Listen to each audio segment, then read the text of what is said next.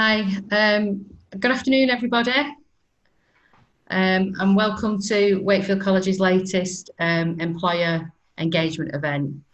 So this marks the start of National Apprenticeship Week, and you may have seen various campaigns on the usual websites and social media platforms for National Apprenticeship Week and what we're doing here at Wakefield College. So we really appreciate you joining us today, particularly in the light of the current situation, national lockdown, etc. And we really understand that businesses are operating in a very difficult landscape at the moment. So thanks for joining us. And hopefully today we might be able to explore some ways in which we can work with you and ways in which we can possibly assist you. So today, as one of the main providers in the region, we want to take this opportunity to update you on some new initiatives and opportunities that are available at the college. Many you will have seen through government initiatives, some based on the pandemic, some based very much on the government's agenda about putting employers right at the heart of skills and training, not just in apprenticeships now, but on the wider platform for training and upskilling. So what we're going to be going through today are the new initiatives that are available from the government, including opportunities for free in-work training. We will be hoping to work with you and build relationships as partners to ensure that we've got the right training and skills in the district. We'll also be highlighting our extensive and high quality work placements, supporting young people on study programmes and T-levels, and you'll be hearing from some of the local employers we're currently working with our young people. We will be launching our adult skills and employer training strategy. This is going to include the new ways in which we're working with our business development team. You'll be hearing more about that from our business development manager, David White, shortly. But this is just a new way of working where we're looking at linking labour market intelligence and training needs analysis. So very much coming to you and saying, we're your local provider for training and skills. How can we help you deliver the skills that you need to future-proof your business? And finally, just to highlight the new services that are designed to plan for your future needs and keep us in line with the changing environments and future job markets. So after you've heard all the speakers' presentations, there'll be an opportunity for questions and answers. So that's everything from me, I think. So without further ado, can I hand over to David White? Thank you. Hi, everybody. Yeah, my name is David White. I'm the Head of Employer Engagement at Wakefield College. So I just want to start off by talking about an initiative that the college is delivering under at the moment. So this is called, so I'll just allow Terry to get it up. There it is. This is called Let's Talk Real Skills. So this is one of the various contracts that the college is working on currently, and this sort of project is all about developing new provision to meet the needs of business, particularly SMEs. So it's an ESF funded project. So what it does to start with is look at what is the current training provisioning in the area and mapping that out, which is that aspect of it is completed. Then it's about identifying the different needs, the gaps and the challenges. So looking at what doesn't exist currently or isn't available in the region in terms of training and skills. And then there's money available to develop new provision. So very much working with industry, with employers, together with FE colleges and other training providers to completely create new courses, new projects, new training provision that will help to meet the needs of business. Later on in the project, there's then the opportunity to pilot that provision with SMEs, and that piloting will be fully funded, so free essentially. So we'll be identifying various businesses that will want to develop that provision and pilot it. And the ultimate aim is then to create a legacy. So we create the provision, we have it available for businesses in the future, and then we find ways of funding it so that it can be used long term. So if you can move to the next slide, Terry. These are the sectors that are supported under Let's Talk Real Skills. So it covers the vast majority of businesses in the region. Some may fit in more than one sector.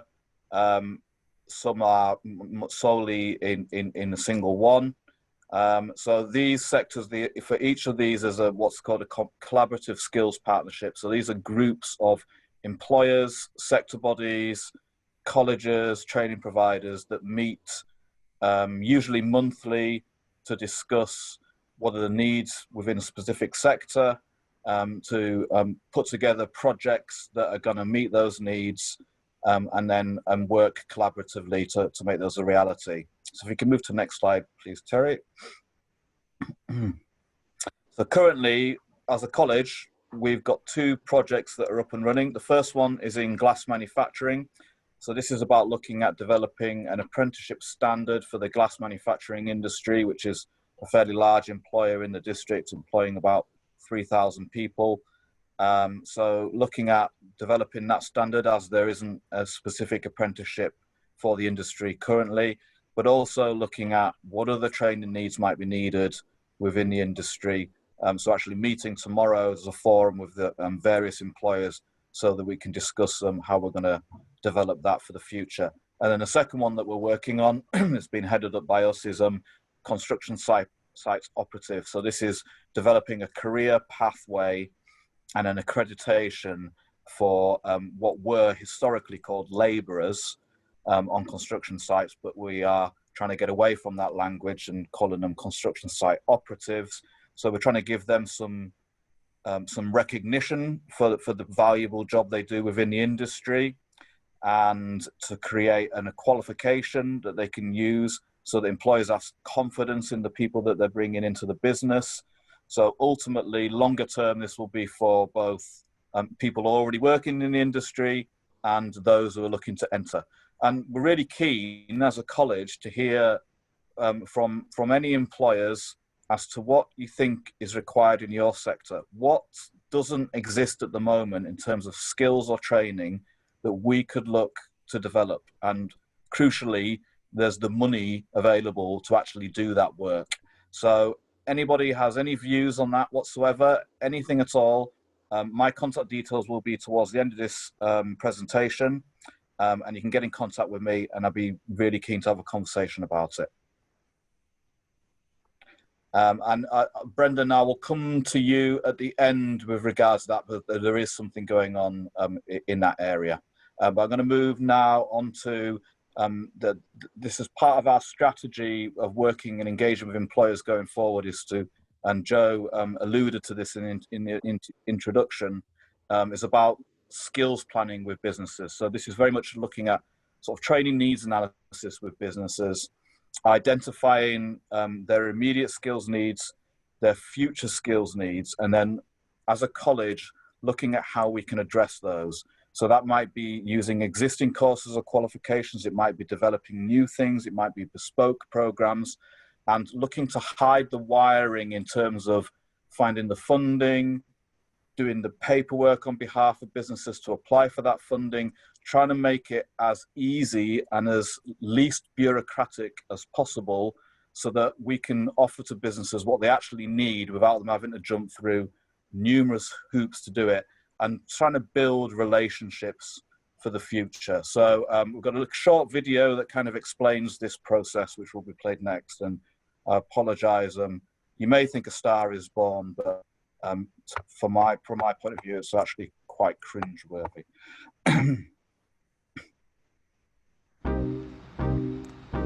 Wakefield College helps over 10,000 local businesses and industries year on year by identifying significant gaps in skills provision and then offering the best quality training, such as our new HGV courses, supporting this ever-growing local industry. Do you have skills shortages in your business, but have no idea what training or funding you can apply for? If so, we can help. Wakefield College is now offering free skills planning sessions for businesses. We can work with you to identify the skills you need to grow your business and advise as to what sort of training might be most beneficial, depending on whether you want to upskill your current staff or find fresh talent by offering things like work or industry placements and apprenticeships to our students. You can visit our webpage www.wakefield.ac.uk for more information, or get in touch to book your free skills planning session by either emailing or phoning to arrange an appointment. The aim of this service is to take the pain out of planning your workforce skills development and to help you navigate what can be a complex and fragmented system. The appointments can be held either face-to-face, socially distanced, virtually, or over the phone at a time to suit you. The appointment will take no more than an hour, typically 40 to 45 minutes.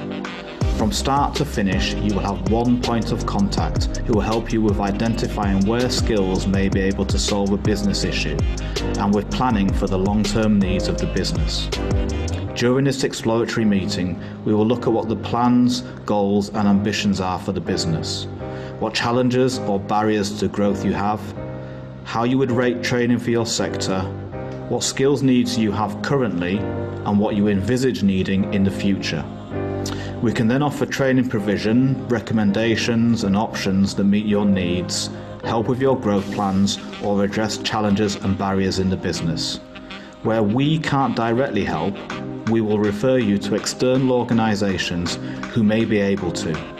If you want to proceed with any training, we will organise this internally and arrange course enrolments. If there is funding available, we can also help you access it and, in many instances, complete most of the required paperwork on your behalf.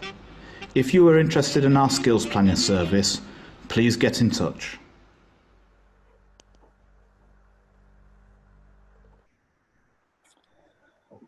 So thanks for your attention on that one.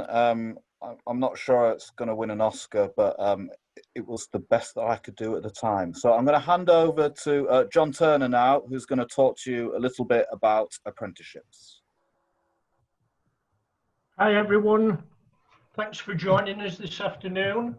I can't see the screen, guys. I need to see the screen. Okay, thank you. I'm going to bombard you first of all with what employers say about apprenticeships. I think apprenticeships have been playing an increasingly key role in economic growth in the country, and I'm sure that as we return to, or not return to, but as we approach whatever the new normal turns out to be, that they will have an even more important role to play. So here's a few stats about what employers say.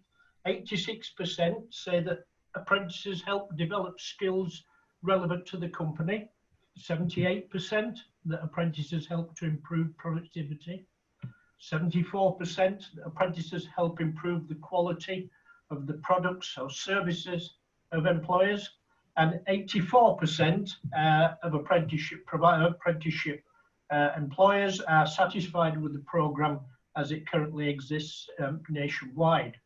Encouragingly for us at Wakefield College, in our last Ofsted report, 90% of employers said that they would recommend apprenticeships delivered by Wakefield College.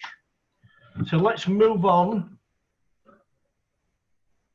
and have a look at some reasons why, if you're not already employed an apprentice, that you should do. And hopefully some of these reasons will give you a bit of background into why employers are so positive about apprenticeships. So, cost-effective training solution. Apprenticeships provide a cost-effective training solution while ensuring your staff are learning skills relevant to their role. If you pay into something called the apprenticeship levy, you utilise that levy to pay for your apprenticeships. If you're an SME and you don't pay into the levy, there's an expectation you would make a 5% contribution. But if you're a small employer with less than 50 staff and you're looking to employ a 16 to 18-year-old, that would be fully funded for you by the government. If you're not sure whether you're a levy payer or not, just get in touch with us and we can help you on that one. And in terms of cost effectiveness, we also provide a simple recruitment service for apprenticeships, so you don't have to spend money or time on recruitment. and we'll handpick candidates that match your specific specifications, ready for you to interview and make the final decisions. And in addition, we can support you to embed apprenticeships into your long-term recruitment strategy, and that's some of the stuff that David will be talking to you about today. Bespoke into your needs, apprenticeships are designed to meet the needs of your business, and they've been designed by employers to ensure that they deliver the knowledge, skills and behaviours that you need as an employer. Back to my percentages, and 86% of employers said that apprentices help to develop relevant skills for their organisation and help them to fill the skills gap. So depending on the apprenticeship, there are optional pathways to further ensure that training meets your needs. And as part of our service to you, we'll conduct a thorough needs analysis to ensure your staff training and development needs are met, not just now, but also in the future. Gaining a competitive edge by providing opportunities to young people or those looking to reskill, you'll have exclusive access to talent and ideas that can give your business a competitive edge in what's a pretty saturated marketplace. And according to the National Apprenticeship Service, 74% of employers say that apprenticeships improved product or service quality. Apprenticeships bring a boost in productivity to ensure you can meet your customers' demands. And there's quite a lot of statistical evidence around boosting productivity. 78% of employers have said that apprentices improve productivity. And the Centre for Economics and Business Research recently stated that apprenticeships can bring a boost to productivity as high as £10,000 per apprentice. Barclays, and obviously there are not many companies in the Wakefield district like Barclays, but they do quite a lot of research into the impact that their apprentices have on their business. They reckon that apprentices contribute a huge productivity impact to the business, with each apprentice contributing £18,000 of net productivity gains. Obviously that's not going to translate into those kind of figures as we move down the spectrum to smaller employers, but there is clear evidence that employing an apprentice will boost your productivity. And also, lack of training at management level can reduce in a loss of productivity. The Office for National Statistics highlighted a statistical link between management practices and productivity, with ineffective managers resulting in a decrease in productivity. We offer a number of apprenticeships for managers or team leaders, which can help to improve their skill, and you can use your levy to pay for that training as well. Current staff build their skills in training and management working with apprentices. They'll support the apprentice to gain the skills they need. So your current workforce naturally builds skills in mentoring, training and management. And as I've just said, they can be supported with formal qualifications through the apprenticeship route. Here's an interesting one: boosting loyalty and morale and reducing staff turnover. Again, the National Apprenticeship Service have pointed out to us that 73% of companies said apprentices were more loyal employees than non-apprentices, and 92% of employers said hiring apprentices leads to a more motivated and satisfied workforce. Loyal staff, as we all know, results in less turnover, saving you money. Training and retaining staff is a more economical solution due to the cost and time lost for replacing staff. And there's a, sorry, I'm just looking at the question that popped up there. There's a social responsibility involved in recruiting apprentices as well. It can considerably boost your company image. Build a social responsible business by providing opportunities in your local economy, reducing unemployment, supporting regional growth, and obviously, as I mentioned earlier, going forward into whatever the new normal is. 25% of consumers are willing to pay more for products from a business that employs apprentices. And 67% of employers say that employing apprentices improves their image in their sector. Apprenticeships offer sustainable employment for young people and for those looking to reskill. And it's also about creating a learning culture to build knowledge, competence and skills in your current workforce and see current employees build skills in mentoring, training and management. A LinkedIn survey last year revealed that 94% of employees said they would stay at a company longer if it invested in their staff development. So by creating a learning culture, your people know you value them, and your staff, after all, are your main resource. And apprenticeships are suitable for any industry and any level.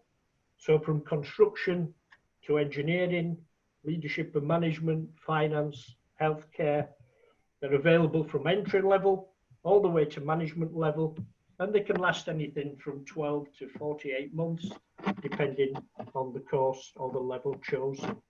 So effectively within your business, if you're a large employer, you can ensure that each department gains skills relevant to their roles. So from administrators to customer service, practitioners to welders to surveyors to team leaders and right up to management.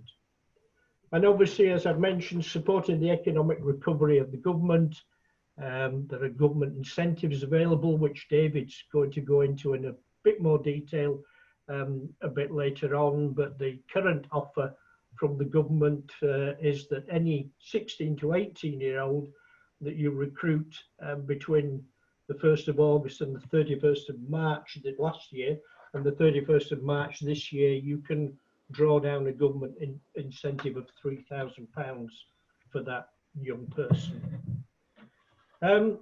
So let's have a look at what's on offer at Wakefield College. As I've said, the standards are developed by businesses for businesses, and they include not only technical and vocational qualifications, but they also provide that important knowledge, skills and behaviours that you need as an employer.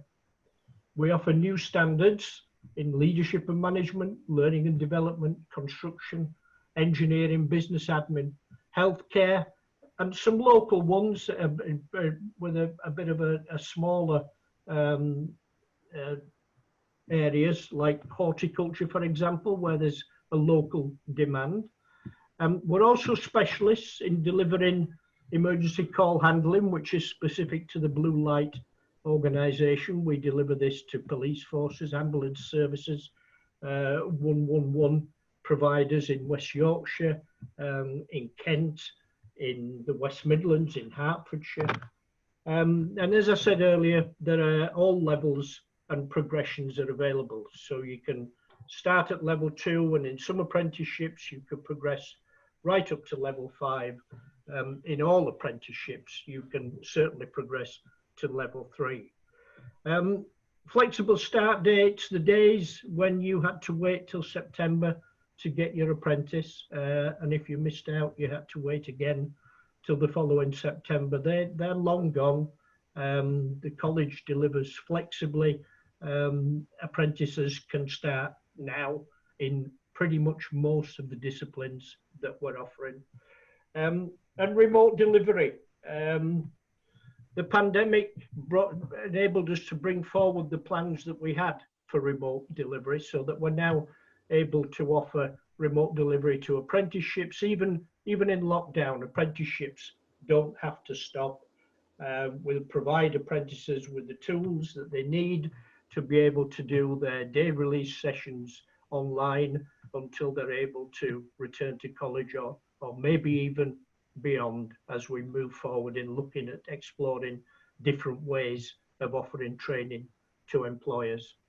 Government incentives we've already touched on, and the free recruitment service, I would just mention that ours is of the pick and mix variety, so you can have a little bit of what we can help you with, or you can have the whole gamut, and we can work together to ensure that you recruit the people that you're looking for that will best suit the needs of your business. And finally, just a quick word on the pandemic impact. It's been positive for us in the sense that we've adapted delivery. so that apprenticeships can continue, even for those who are furloughed.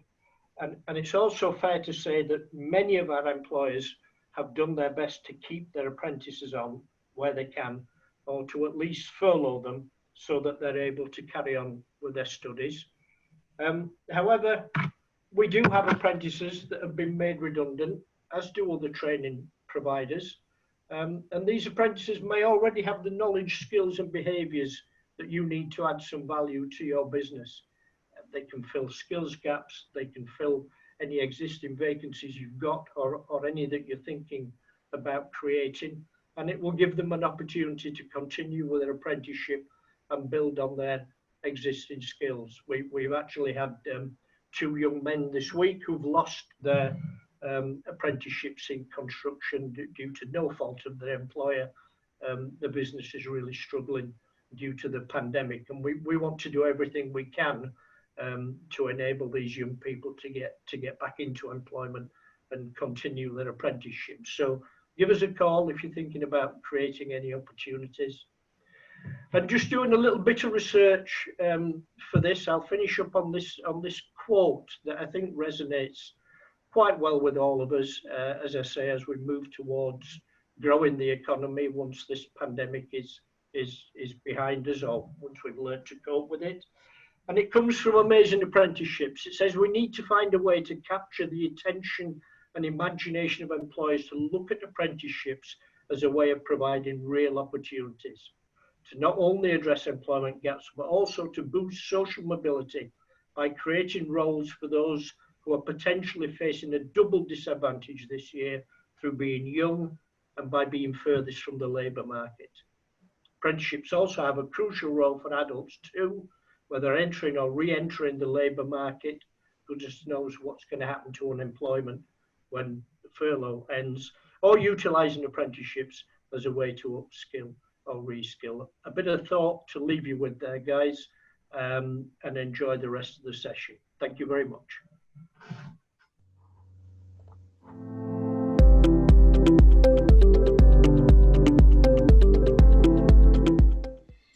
Hello everyone, we're in National Apprenticeship Week and we're not going to let things stop us from giving our support and raising awareness. And as part of that, I thought I would share my views and the business's views and what it means to us. Personally, I'm a big supporter of apprenticeships. It's how I started out, and I've still got the scale rule with my name scratched in it from my first year. My daughter BT also is in her second year of apprenticeship and she's really enjoying it. From a business point of view, apprenticeships cover such a broad range of roles now, and I don't think there's a role within our business that couldn't be accessed through an apprenticeship. And for me, a key part of a successful business is about a good blend of people, and that includes expertise, skills, experience and ambition. And the apprenticeship route plays a vital part in helping us achieve that as well. In terms of the teams that we have supported in our business, we've got some great people leading and managing our apprenticeship programme. I've seen the approach to this improve so much over recent years, and it's in no small part due to their dedication and commitment. I think of evidence as that you'll see some cracking stories during the week of success stories from all parts of the apprenticeship field. So a key message for me during National Apprenticeship Week, a couple of things really.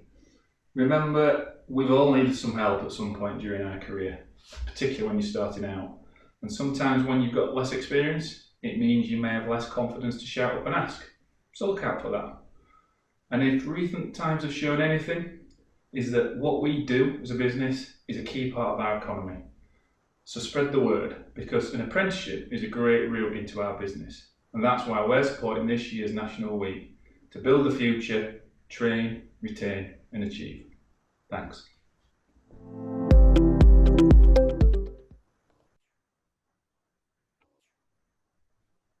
Afternoon everybody, my name's Sarah Hopkinson and I'm the Social Value Manager on the ENGIE partnership in Wakefield. I thought it might be useful to just share Dave's video as an introduction, and I hope it demonstrates ENGIE's commitment to apprenticeships and highlights the benefits apprenticeships can bring to our business. On the ENGIE partnership with Wakefield Council, where we deliver a range of services on their behalf, we really have a strong commitment to apprentices. As part of our formal contract then, with them, we've got an obligation to employ a minimum of 13 on the partnership each year for the lifetime of the contract. We have had up to 25 apprentices at any one time and currently have 19 apprentices, in general working on site 4 days and in college for 1 day. We do employ apprentices in a broad range of disciplines, trade as you might imagine, but also office-based and technical roles. I've been working for Wakefield College for over 5 years, and our partnership with them has been key to our success with apprenticeships. Wakefield College have worked with us to recruit apprentices, hosting recruitment events in the college setting. And once we've recruited apprentices, they're on hand every step of the way to ensure students are enrolled and have any necessary support in place. ENGIE want all their apprentices to achieve both in the work setting and in the college setting, equipping them with the necessary skills and qualifications to have successful careers and futures in their chosen disciplines. In partnership, ENGIE and Wakefield College ensure this happens. There are direct links between both organisations. If there's any issues around attendance, progress, welfare, ENGIE are confident the team at Wakefield College are at the end of the phone or at the end of an email. This relationship-based partnership approach of Wakefield College has broadened the scope of opportunities we've been able to offer in Wakefield to a broad range of young people. Give Construction a Try, an annual event, bringing 300 secondary students together in college for a practical event to inspire and inform young people on careers in construction. Also, ENGIE volunteering projects. College students are able to gain practical experience while supporting in their community. Most recently, in this COVID world, ENGIE piloted their first virtual work experience programme, and of course, Wakefield College were there, keen to get involved. Wakefield College really are our go-to college for apprenticeships, but for so much more. Would I recommend them to you? Absolutely. Thank you.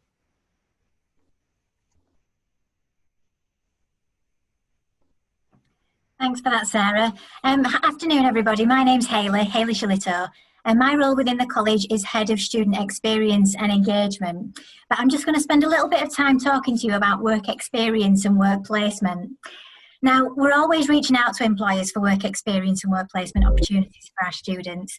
And that's because you've got a really important role in inspiring our young people who, you know, let's face it, essentially our next generation of workers, and they're the ones that are going to keep our industries going. We know that employers influence and motivate our students. They can literally make the difference to a pathway to a student might be going down, or it might even make them think about what they want to do as a particular role. They might have something in mind, but literally some interaction with an employer can change that and influence that. We also know that the working world really helps to bring the curriculum to life. Now, at Wakefield College, we've got fantastic tutors and they've got fantastic industry knowledge, but that will never match employers coming in and actually speaking to our students and them hearing it direct from the horse's mouth. And it really helps to contextualise and make relevant the learning that they're taking part in the classroom. So a lot of you might be thinking, well, what's the difference then between work experience and work placement? Well, work experience is anything that can pretty much benefit our students that an employer can offer. So that might be something that lasts for half an hour, or it might be something that spans over a number of weeks.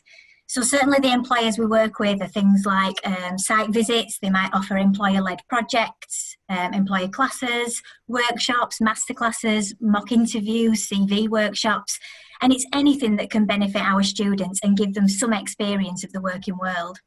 And a lot of work experience might not even be set around your company or your industry.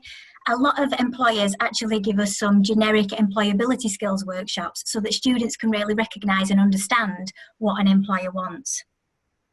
And obviously, you know, the benefits for students are vast, but a lot of employers benefit from this as well. Often employers get a lot out of it because they can really see the impact that they're having on students. And actually they can get the perspective of a young person on what they think about the industry or the company, and that can be really insightful and quite inspiring as well. Now, work placement is quite different. That's where a student is usually placed within the organisation. And certainly at Wakefield College, we try and aim for a week-long work placement. And that's where students are given an opportunity to work in that company's environment. So shadowing an employee, undertaking different tasks that they might ordinarily do if they were in that job role, learning about the company and how it operates on a day-to-day basis, and getting a flavour of what the company does.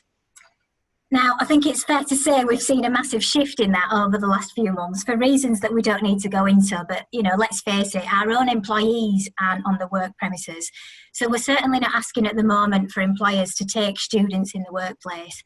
But we've been really lucky in working with organisations in the Wakefield district in being able to offer our students a virtual work placement week. So obviously Sarah mentioned from ENGIE, we took part in a virtual work placement week with them back in November, and we've got some more planned in the next few months. But we recently did a virtual work placement week with Stada Media as well, where a group of our level 3 media students were able to again get to know the company, undertake relevant tasks, attend meetings, get some individual feedback about their CVs and, you know, their mock interview techniques and that sort of thing. And that has been really, really valuable to our students. And I think it's important to say that, as much as employers get something out of that, you know, the wealth of experience that students get is absolutely fantastic. And we're always reaching out to get more of that experience for students. You can see there's a couple of quotes there on the bottom of the slide, you know, they're from students who really took benefit from those activities. And I'm going to pass on to Danny from Stada Media, who hosted our most recent virtual work placement. Thanks, Hayley. Hi, everybody. I'm Danny Lacey. Let me just share this with you all. Hopefully you'll be able to see this pop up on your screen. If somebody just give me a thumbs up to let me know you can see. Perfect. So yeah, just following on from what Hayley's just been saying, we took some students in for a week's work placement with us, which was met with all sorts of logistical problems up front, which later on down the week became less than problems. In fact, they worked quite advantageous, actually, the way it worked out in the end. So I'm just going to kind of run you through how that worked and give you a little bit of context around that. I think first, though, just a little bit about us and who we are as a business, just very quickly. It's not about us at the end of the day. So I'm Danny Lacey. I'm the CEO and founder of Stada Media. Got 20 odd years experience in this industry, and this industry is video marketing, video production. So we create TV commercials, we create corporate videos, animation, 2D, 3D. We do creative and tons of other stuff. And I'm a Wakefield lad myself. I was born and bred in Tingley, which was that weird bit between Wakefield and Leeds that had a Leeds phone number, but a Wakefield postcode, which was very confusing as I was growing up as a kid. So my heart is very much in the city. And so that's why I'm super proud of being able to have my business in the center of Wakefield. But not only that, we recruit most of our employees are from Wakefield, and certainly the very close surrounding areas. So moving on to the work placement then. So the first thing we had is obviously the C word, and that meant that we couldn't have the students in the business, in the building. In fact, most of our team are working remotely and working from home at the minute. So we worked with the guys at Wakefield College to come up with a scenario that worked best for everybody involved, but also meant that the students were getting something tangible from the week. And so we got to work on an agenda of things throughout the week, heavily relying on Zoom and Teams video, which fortunately worked quite well for us during the week. The technology stood the test.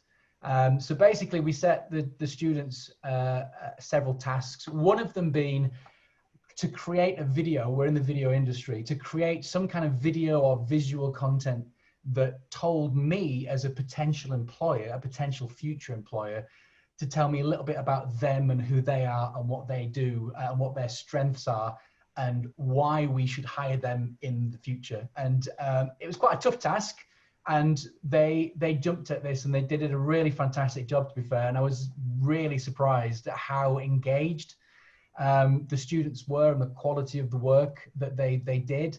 And the standards that were delivered, in fact, at the end of the week were superb. They were all thoroughly engaged, despite working pretty much predominantly from their spare room or bedrooms at home, where it's easy to, you know, do very little or the bare minimum. So it was quite an eye-opener as far as how this could work remotely outside of COVID. So it definitely opened our eyes in that respect. And the student responses, like I say, were just utterly fantastic. You know, it was a pleasure to work with them. The guys at Wakefield College were brilliant. You know, they helped us with the logistics. They helped us manage the whole week. And as Hayley was mentioning briefly earlier, we had them doing the tasks through the week, but we also had them engaged with the rest of the team. So they were involved in team meetings about active current projects. They were in client meetings and just getting involved with what we do day to day, so that they get some insight into what goes into running a video media business. And so for us, as far as the advantages of all this go, you know, our main objective is to share knowledge as a business, is to give back, to encourage and inspire, build strategic relationships with Wakefield College to discover future talent for the business, because I see the potential and I see the power of that. And having spent a bit of time with these students, I can see that there's a lot of talent there, and with a little bit of nurturing, you know, in the future, they could become, you know, stars within themselves. So, and the benefits then, obviously, awareness, nurturing local talent, and future recruitment opportunities, which, like I say, was a big deal for us, and one of the most attractive parts of this whole thing. So just giving back, inspiring and educating and sharing knowledge, but also having a look at, you know, what talent's out there for future recruitment. And it's also led us to look at how we're operating as a business, and we're actually in the process of setting up a subsidiary company that's more of a training bed to help nurture new talent that's coming through the college system. And I'll be talking to the guys at Wakefield College about that at some point. And just to wrap up, it was fantastic, well worth the effort. I hope to do it again with Wakefield College. Not just myself, but the entire team enjoyed looking at our worlds through the eyes of these students, the next generation. And so I believe they learned a lot, and also us as a business, we also learned a lot, and we've seen some potential opportunities as a result of that work placement. Thank you. That was great, Danny. Thank you. That is it. You've literally taken the words out of my mouth. You know, obviously Danny got a lot from it, his team got a lot from it, and the students certainly did as well. And I think the benefits of the virtual work placements is the fact that we can actually target full groups. Obviously, when we ask employers to take a work placement ordinarily, you can only take one, maybe two students in the actual premises. But with a virtual opportunity, obviously we can target a whole group. So really good stuff. I'm going to next talk about T-levels and industry placements. Now, I'm not going to spend too long discussing what a T-level is, but I appreciate you might not all know what a T-level is, so I'll briefly mention it. But if anybody would like any more information, then obviously we can provide that at a later stage. But for anyone who doesn't know, basically the government has decided to roll out new qualifications called T-levels, and Wakefield College will be running these from September of 2021. Now, the T-levels are 2-year programmes, and they are technical qualifications that have been developed in collaboration with employers and businesses to meet the needs of the industry and able to provide the students everything that they need in order to be able to work in that industry.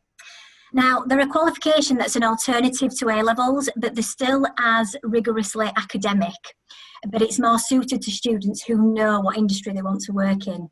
Ordinarily with A-levels, you choose, you know, a number of subjects because you're not maybe sure what you want to go into. A T-level is really aimed at the student that knows the industry that they want to work in. Now, the T-levels will offer a mixture of classroom learning and on-the-job experience.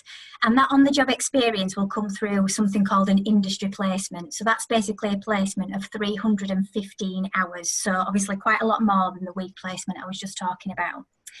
And Wakefield College will be delivering the T-levels from September, as I said, and they will be in construction, in digital and education and childcare.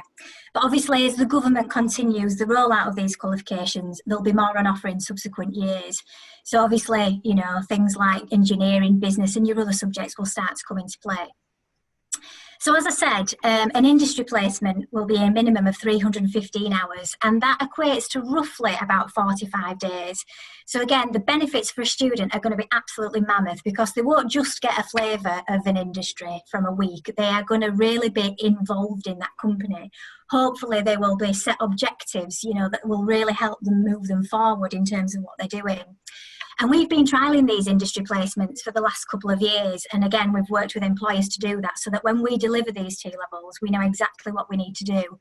And we will make sure that the relationship between the employer and the student and us is an absolutely collaborative one, so that everybody gets everything that they need to from it.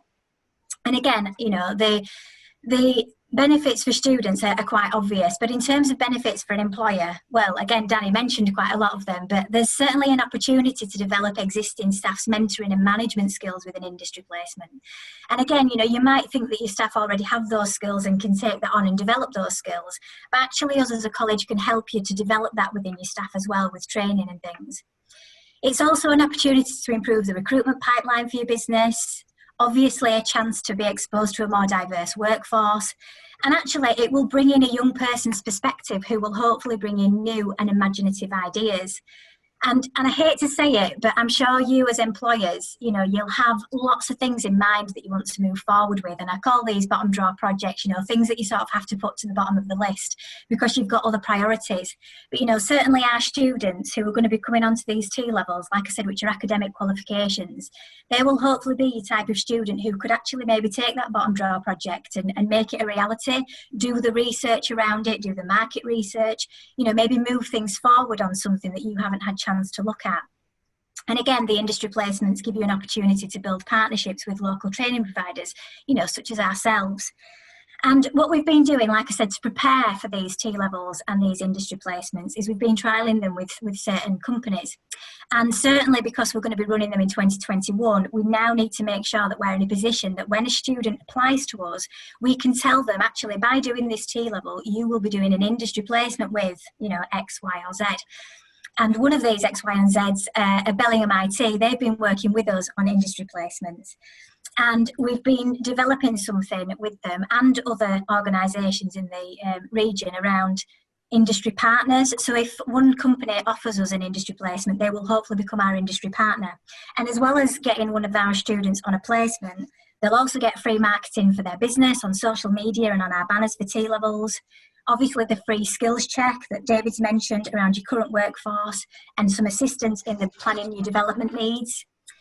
Membership around our employer forum and actually having some input into our curriculum and how we deliver it, and where the government allows some financial assistance to support the industry placements as well. But I'm going to pass on to Paul, who will tell you a little bit more about the industry placements at Wakefield College. Thank you very much there, Hayley. You did quite a good job of explaining what it was, so you didn't know that much about it. So, and you've not left me a great deal more to add, but I can sort of, let me just share my screen here. The desktop, come on.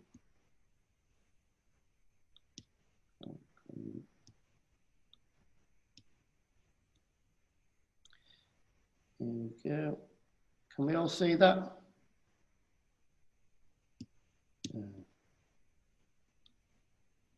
For some reason that's not let me do it. Anyway, I'll crack on.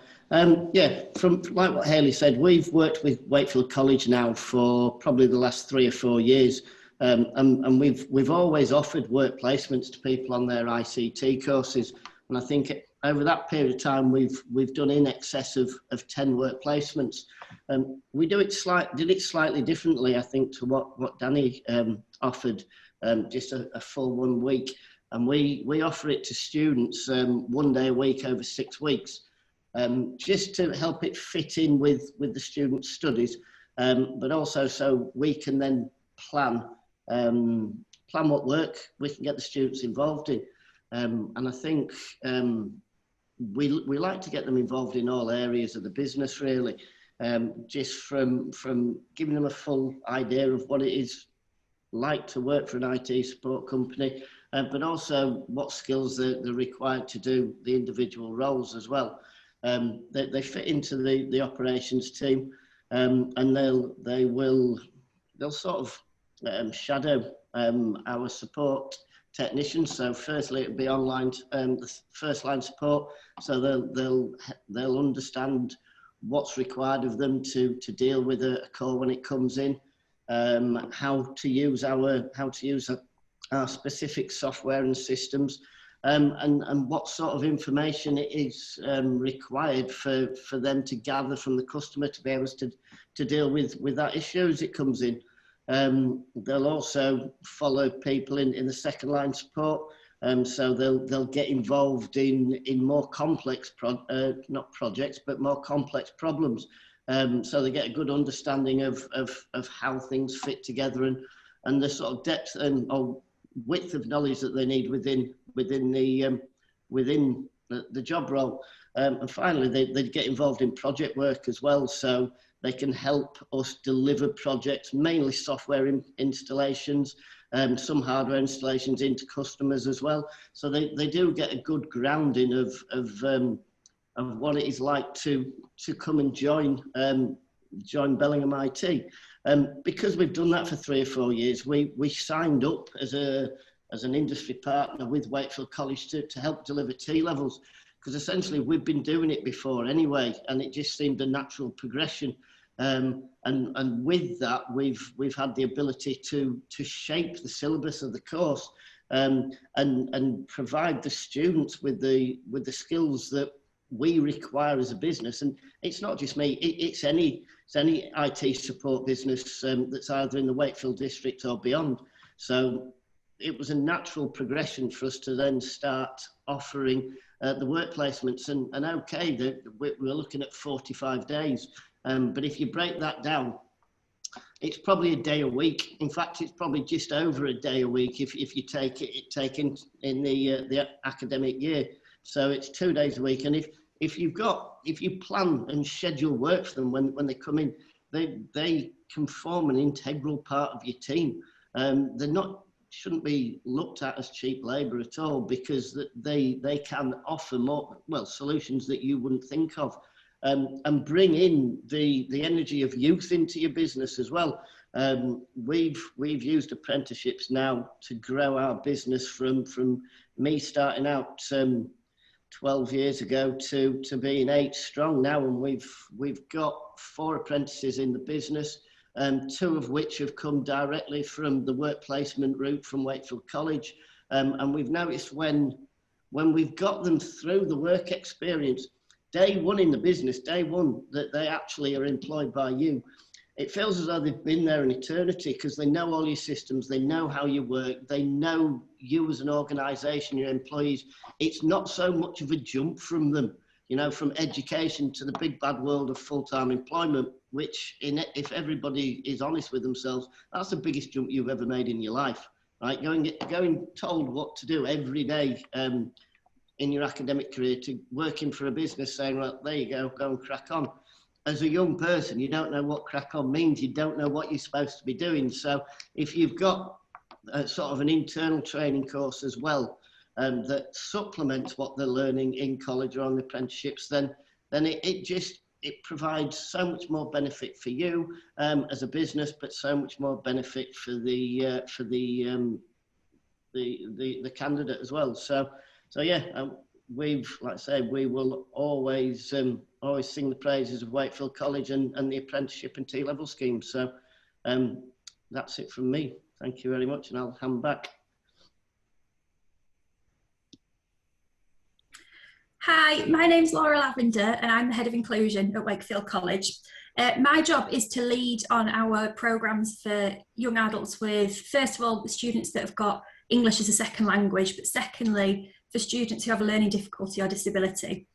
So I just wanted to talk to you today a little bit about some of the programmes that we've got in place for that second group of students, for students that have got a learning difficulty or disability. Now, I'm sure you can probably understand, considering their barriers to education, often these students are kind of the furthest away to employment. So when they finish education, they can have the biggest uphill battle trying to make sure that they go into something meaningful after completing their programmes. I don't know if you know the statistic, but only around 6% of adults in the UK who've got a learning difficulty do actually move into paid employment in their adult lives. Now, this is a bit of a concern. That means 94% of adults with learning difficulties remain unemployed for the entirety of their adult lives. So this obviously isn't very good for that student or that young person, because they're not moving into something useful or productive, but equally it's not particularly good for society.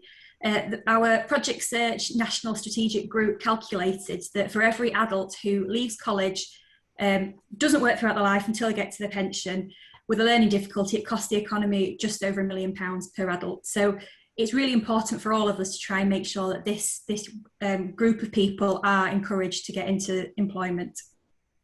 So our programmes that I'm going to talk to you about, we have one that's called our Project Search Supported Internship Programme, and we've got a brand new SEND Traineeship Programme. So when I say SEND, that's Special Educational Needs, and it's a traineeship programme specifically for learners who have learning difficulties. Both of our routes are employer-based, so the students or interns or trainees, they will attend the work placement for the entirety of their programme. They will be supported in the placement by college staff, so they will have a learning disability specialist teacher who works with them, and they're also supported by job coaches who are really brilliant people who go into the work placement with the young people and use lots of different teaching and learning strategies specifically for this programme to break down tasks and make sure that the student can learn them in a really logical order so they can pick them up and do them on their own.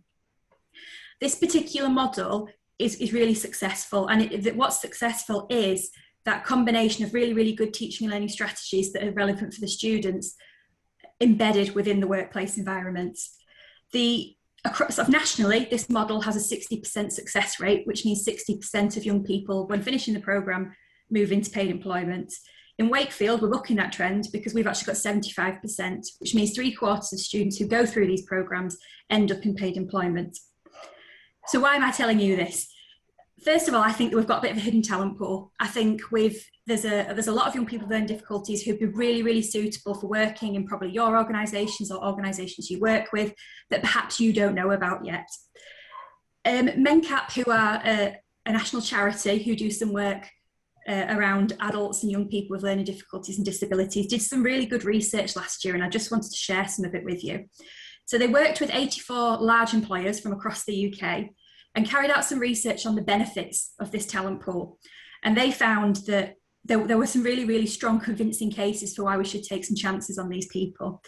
They found that when it comes to loyalty and longitude in employment, people with learning difficulties are more likely to stay 3.5 times as long as people who are neurotypical. Their attendance and punctuality is better. So for every 6 days that a neurotypical employee might be off sick or might be late, there would only be 1 day for somebody with learning difficulties.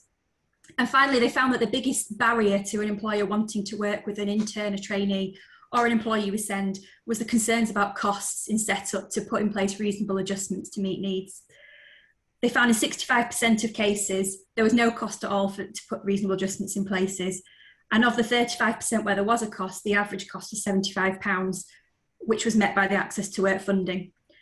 So I do believe that there are so many benefits to engaging with us on these programmes as our employer.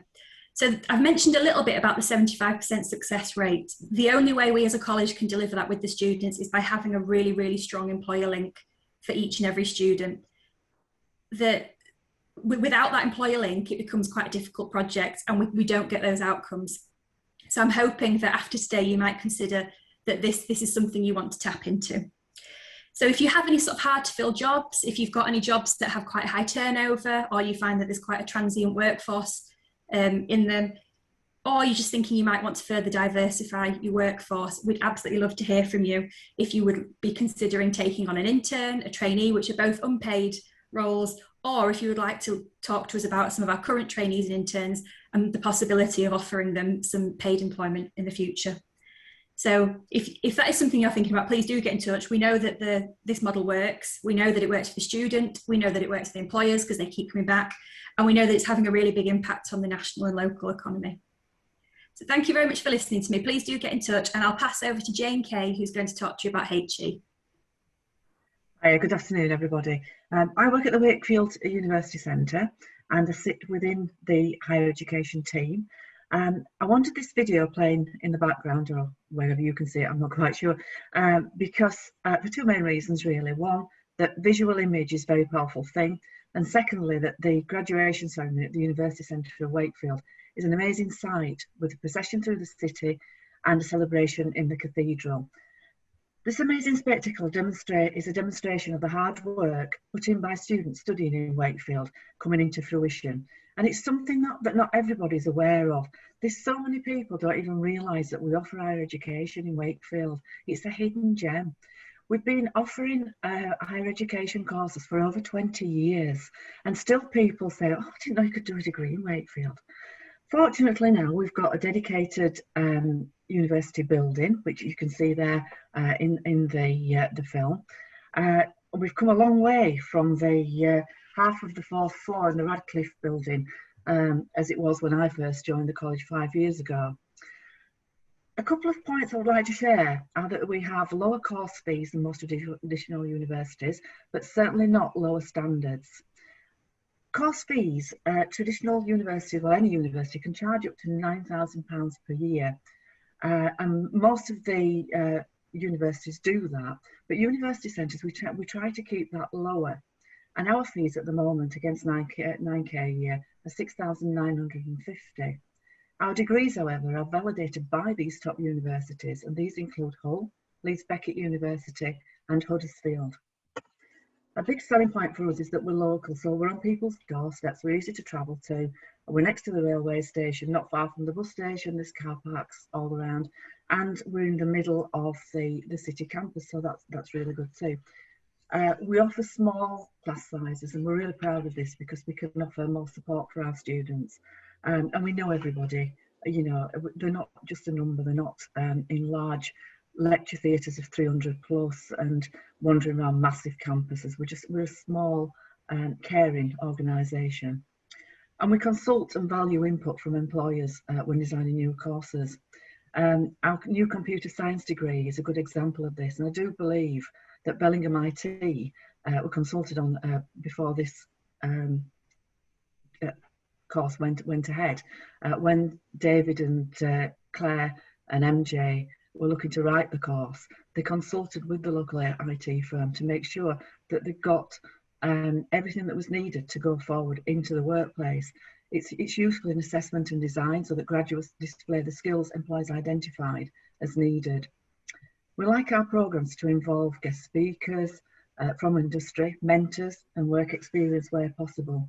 A number of programmes include a work placement element. Seems to be a common theme that's running through this afternoon. And this is very common in the performance industry's top up. Young Children's Learning and Development is a good example of how students can use their current workplace as a work placement so that they are developing and enhancing skills in a way that is best practice for their employer. Some courses are timetabled for evening, part-time, day release. Day release is common in engineering. Some programmes actually linked to an apprenticeship. Again, engineering would be a good example of this. So just to recap our USP, over 30 HE higher education level courses on offer, lower fees, we're very local, smaller class sizes, dedicated university centre building, and degrees are validated by universities, and we're industry led. Now, normally at this point, I'd probably say to you all, if you want to come for a visit, if you want to come for a look round, please get in touch with me, and you know we'll either put on an event, or you can come individually and have a look round, and we'll have a chat. Unfortunately, as you all know, that's not possible. But if ever that's something that you think you might want to do in the future, I know some of you will obviously have been here already. Please, you know, feel free to get in touch, and when that can be done again, we'll be more than happy to do so. I'm now going to hand over to my colleague Justine, who will tell you a bit more about professional programmes. Thank you. Thank you, Jane. I'm Justine Wood, and I work as the Senior Trainer and Assessor for the Business and Professional Programmes at college. So that course offer ranges from accredited and non-accredited professional courses, ranging from level 1 through to level 7. So there's something for everybody, all abilities there. And we also look at subjects such as human resources, accounting, leadership and management, and that can be applied to many organisations in the district. So starting with a bit of an information around our non-accredited offer, we've got the Introduction to Business course, and that's aimed at those studying at the lower levels, such as level 1, and it gives a bit of a taster into these different subjects that we offer, so the learners can experience the sort of key concepts and then progress from there into their chosen field in whatever professional course they like. So far, we have seen learners successfully complete that programme, and we've had them progressing on to the level 2 accounting, which we then offer through level 2, 3 and 4 with AAT that I'll come on to in a moment. Other non-accredited programmes that we offer are short courses, and we have the basic Excel, advanced Excel, just to give a couple of examples. And we also branch out into human resources, professional telephone techniques. So again, it's looking at not just where a qualification can be had, but where we can upskill the workforce, or perhaps provide some training to those newly recruited into roles in professional environments. A typical delivery model is there, so it outlines what the cost structure is and the content of them, but we also seek to collaborate with our employers to make it specific to them and their needs. So that's something that we do on a regular basis. We take into consideration what employers want and the starting points for those learners as well, what they know already. Moving on to our accredited programmes, we have the accounting, like I've already mentioned. So we have level 2 bookkeeping and accounting short courses. They're roughly about 12 weeks.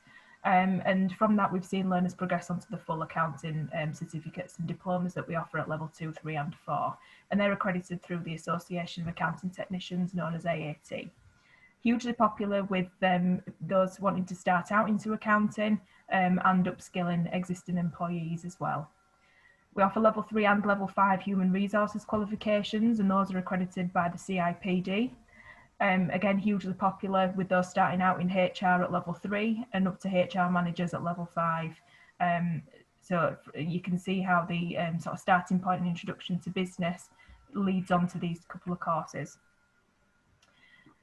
Leadership and management is something that's quite popular as well, and we use a lot of these qualifications in our apprenticeship offer, as well as standalone qualifications for those in employment or seeking employment. CMI and ILM we use for our leadership and management. CMI offers the level 3 and level 5 in leadership and management, which we use for our apprenticeships, and we also have the level 7 available there as well, looking more at strategic management roles. We have different sizes for these qualifications as well, so ranging from the award, the certificate and the diploma. So again, ranging from level 3 up to level 7, they are suitable for their aspiring or new managers right up to strategic management.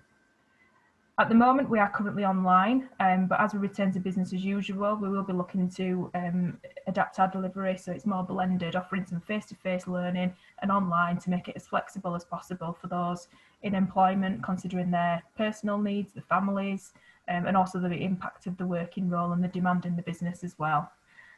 Some of these courses are roll-on, roll-off, which means that we can accept people at various points throughout the year. And others have set starting points, typically September, January, and potentially after Easter at April as well. So I'll hand over to David White about the high performing workplaces, which forms part of our CMI offer as well. Thank you. All right, thanks, Justine. So I just want to talk to you about some of the opportunities for funding that we've currently got, and then we're going to talk about some of the ones that look to be coming up in the future and some of the other incentives that are available for employers. So one of the contracts that we deliver under at the moment is called Higher Performing Workplaces.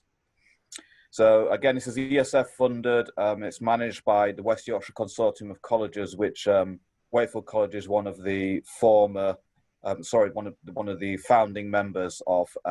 So that's all the FE colleges in West Yorkshire own the West Yorkshire Consortium of Colleges as basically a joint venture organisation, which allows us to tender for funding opportunities and contracts as a consortia approach. This provides 40% funding for staff training. It was, when it started, just for SMEs. It's now been opened up so it can now fund SMEs, large employers and public sector employers. So if you could just click on for me, Terry.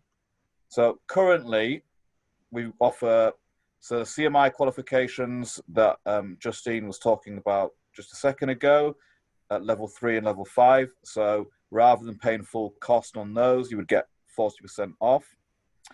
The CIPD qualifications in human resources, again, level 3 and level 5, again, 40% off. AET level 2 foundation certificate. And finally, this is a flexible contract. So we can add courses onto this pretty much as and when we want, depending on demand. And we will even look at it if if an employer had one person that wanted funding on something, we could consider adding this to the contract as well. So if there's anything you're looking at, it falls outside of apprenticeships, it's where you want to do something shorter, sharper, you need to get some training done in 12 weeks or 6 months, something like that. If you get in touch with me, we can look at offering this, and then you would get 40% funding off it. So if you want to move slide on, please, to the next one. So I'm going to talk about some of the funding and the incentives that are available at the moment and some that are coming up in the future. So John Turner alluded to this earlier when he was doing his piece on apprenticeships. Currently, there are incentive payments for hiring a new apprentice. If you could click on, please, Terry. So 16 to 24 employers, so this is the age of the apprentice, employers will receive £2,000 per apprentice. For 25 and over, it's £1,500. This is in addition to the £1,000 they already receive for hiring an apprentice, which is, if you could click on, Terry, please, 16 to 18, under 25 with an education, health or care plan. So basically, if you hire a 16 to 18-year-old new apprentice, there's £3,000 available. Now, this is a time-limited offer. It is going to end, I believe they've extended it to the 31st of March now. There is a chance that it will get extended again. These are some of the COVID kind of incentives that have been in place. Next one I want to talk about is Kickstart. This is a national government scheme. You may have heard about it on the news. Has a bit of a slow start, but it's starting to pick up some momentum now. This is basically about trying to get more 16 to 24-year-olds into employment. So this is for people who are on universal credit within that age bracket, who are at risk of long-term unemployment. An employer of any size can apply for the funding of this. They did say initially that you would have to have 30 places, so 30 jobs available, or team up together with a number of employers to offer the 30 places. They've very recently got rid of that restriction. So now it can be for one place. It doesn't matter, there's no limit on it anymore. So it funds the things that are listed there. So essentially the national minimum wage for 6 months, your national insurance contributions, your automatic enrolment contributions, can spread the placements out up until the end of the year. And you also then get a grant of £1,500, which can be used for setup costs, for in-work support, for training, pretty much what you want. If we move on to the next slide, please, Terry. There are 2 Kickstart gateways at the moment in the Wakefield district. There's the Mid-Yorkshire Chamber of Commerce and there's the council.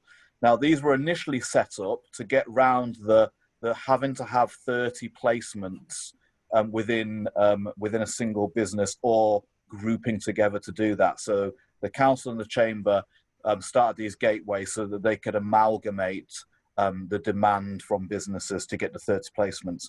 Now, that has gone away, but those gateways are still beneficial to businesses because they take away a lot of the bureaucracy. So they do the application on behalf of the business, which means you don't have to do all the form filling. You can go to those organizations and they'll basically sort it out for you.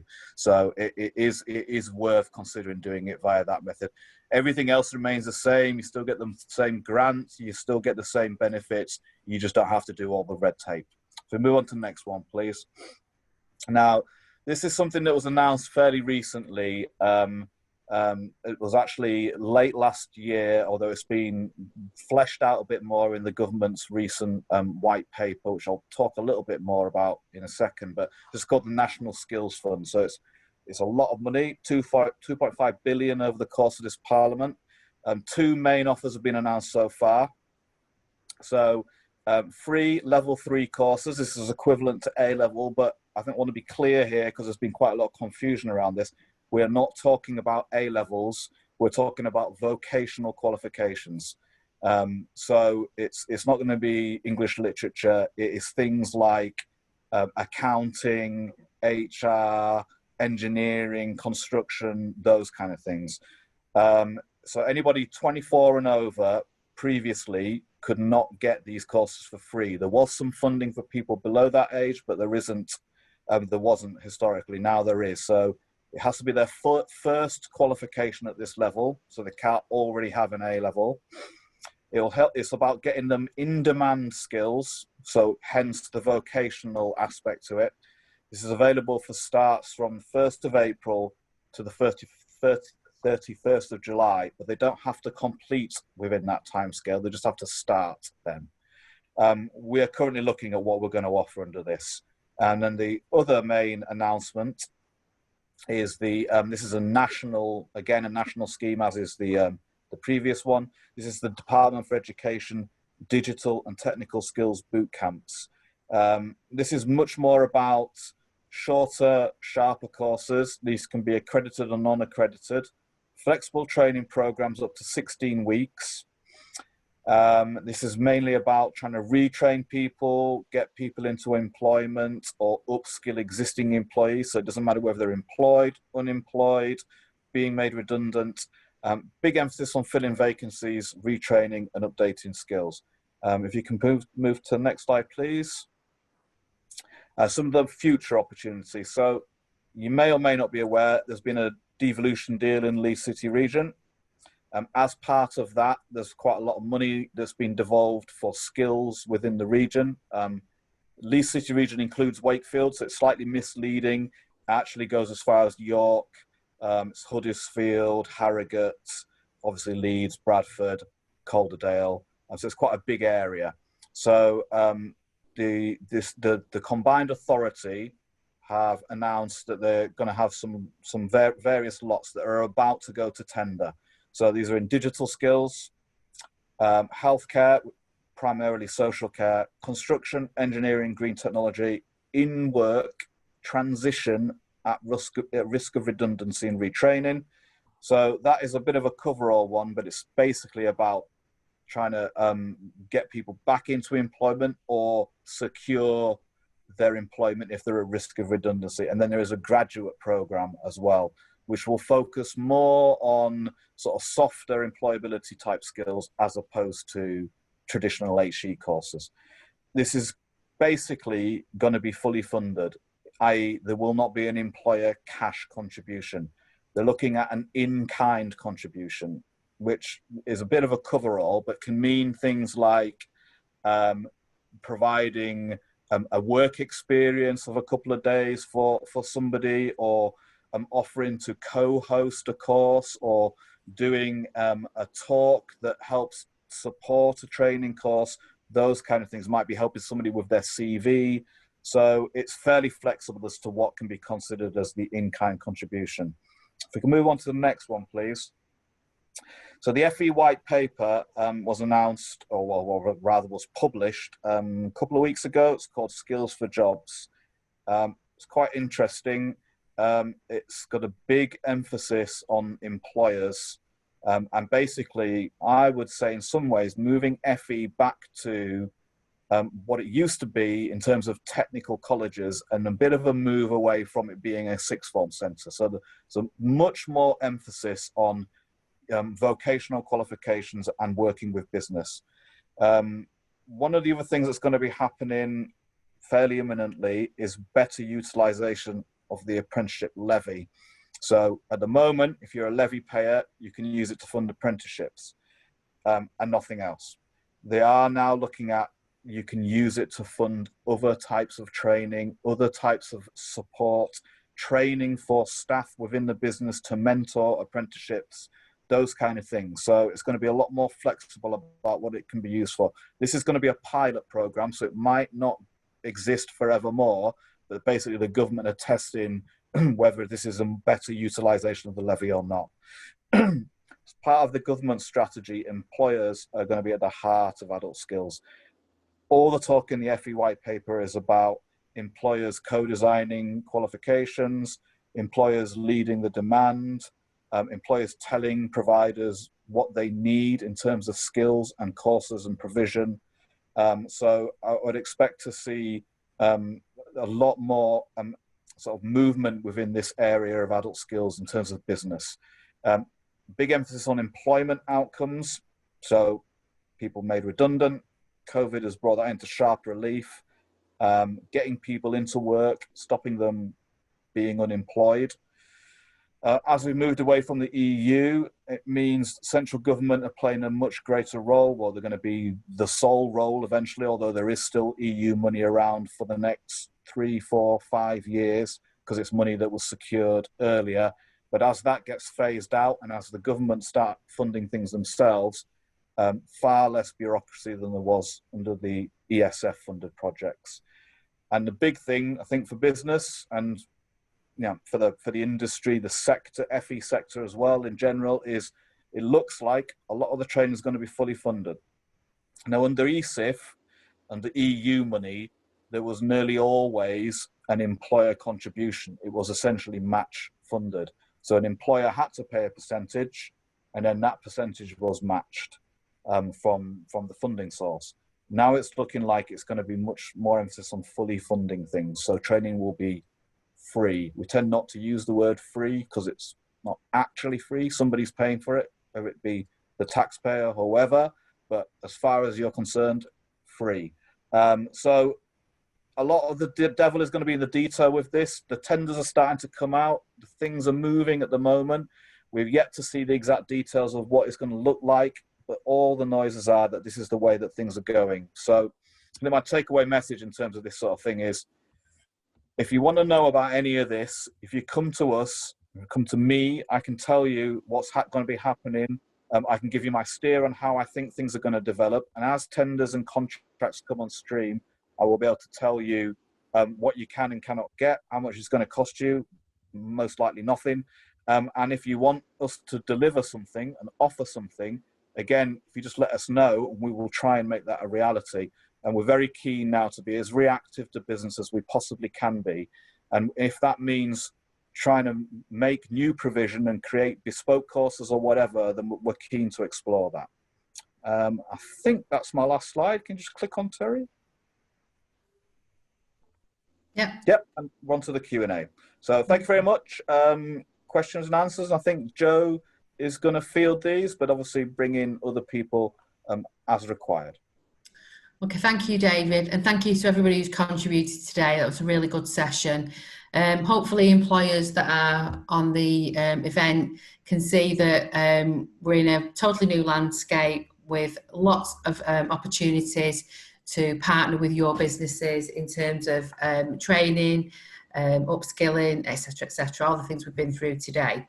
So can I just throw it open and see if we've got any questions from anybody on the call? You want to just put your hand up if you would like to ask a question?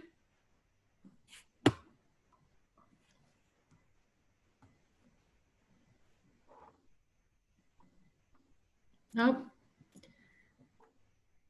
No questions. I'm going to be like an auctioneer now. I'm going to give you 3 opportunities. I'm going to say, going. I think we were so comprehensive, Joe, that we've covered every eventuality. Okay. All right. Okay. Then what employers, if they do want to ask them live, if you just unmute yourself, then you'll be able to ask them. Sorry. But I think you've covered everything. Any questions? If that's a no, then I'll just finish by saying you can see contact details there. But there's anybody who's been on the call there today, if you'd like to drop us a line, we can direct you to the right person, and we will look forward to hearing from you, and we'll just say thank you for joining us and have a good day. Thank you.